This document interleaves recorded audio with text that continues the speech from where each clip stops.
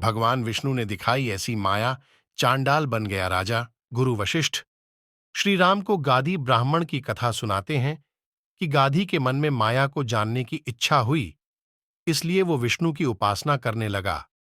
भगवान प्रसन्न हुए और तथास्तु कहा।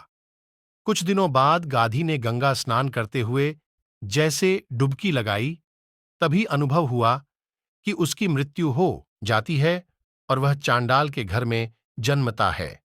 जवान होने पर उसकी शादी हो जाती है, बच्चे हो जाते हैं। एक बार उस देश में अकाल पडीडीडीएचता है, जिससे उसके बच्चे और स्त्री मर जाती है और वह दुखी होकर देश छोड़ ही देता है। रास्ते में हाथी उसको सूंड में उठाकर अपने ऊपर बिठाता है। वह हाथी उस देश के राजा का था जो कुछ दिन पहले मर गया था। राजा के संतान न होने के कारण प्रथा अनुसार हाथी को छोड़ा था कि वह जिसको ऊपर बिठाएगा वह राजा बनेगा। अब चांडाल राजा बन गया और पहले राजा के सभी भोग, स्त्री, धन इसके हो गए।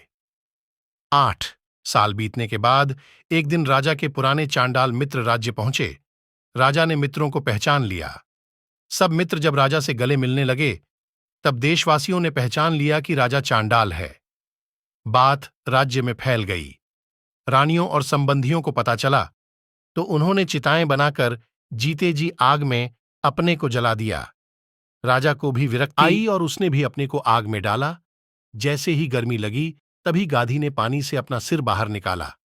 विचार किया कि एक डुबकी लगाने में जितना समय लगा, उतने समय में इतना सब कैसे बीता। कुछ दिनों बाद गाधी के घर एक अतिथि आया।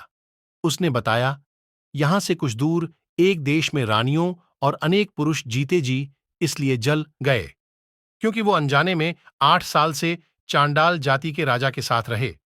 राजा ने भी आग में कूदकर जान दे दी। इतना सुनते ही गाधी को आश्चर्य हुआ। वह उस यात्री को लेकर उसी देश गया। गाधी ने सब कुछ पहचान लिया। अब गाधी समझ गया कि यह सब माया है जो भगवान ने उसे दिखाई। माया बड्डी विचित्र होती है, इसका मर्म समझना बद्धा मुश्किल है।